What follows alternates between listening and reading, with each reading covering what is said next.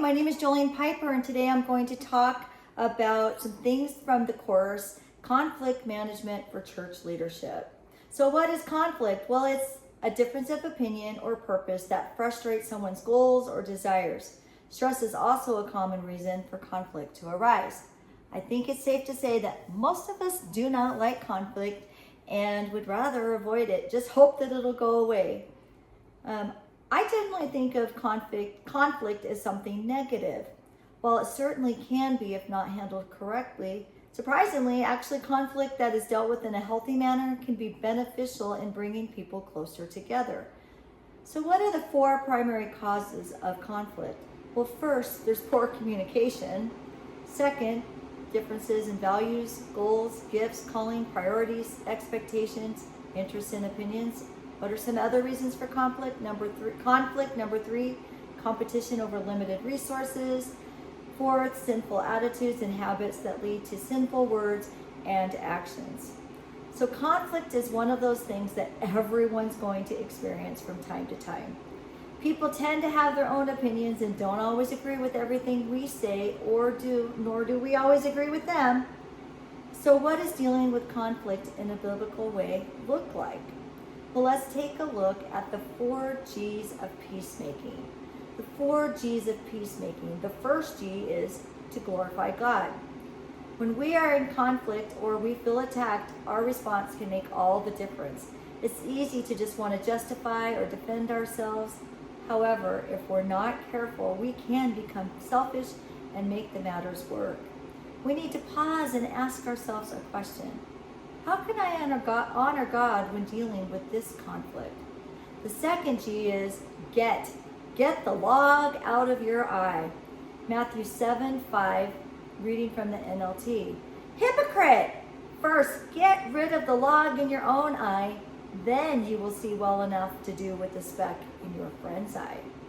We need to acknowledge and take responsibility for our actions, contributions to the conflict.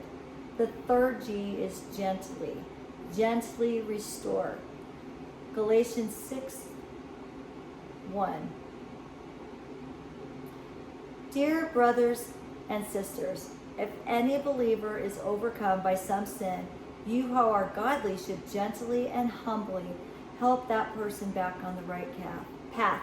Be careful not to fall into temptation yourself. The fourth G of peacemaking is go. Go in person. I highly recommend avoiding texting to resolve your conflicts. It's not effective, and you can't read tone in those texts. And in my opinion, texting just allows for more misunderstandings or word vomit. People tend to get more aggressive behind the screen than they do in person. And the goal is to bring resolve, not to stir up more misunderstanding. The second point of my talk today is to speak truth in love. Ephesians 4:15. Instead, we will speak truth in love, growing in every way more and more like Christ, who is the head of his body, the church. We need to speak truth, but we need to do it in love. The truth is not going to be received if it's done with a haughty attitude.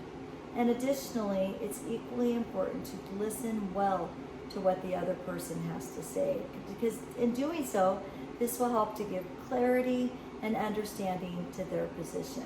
To help resolve conflict is to take one or two others along. If you meet with a person with whom you are in conflict and you're unable to resolve, Matthew 18:16 says to bring one or two others with you as a witness, because this can be helpful with meditation, establishing truth, and reconciliation. After all, the goal for everyone involved in a conflict should be for reconciliation and redemption. Focusing on God is the key to achieve this.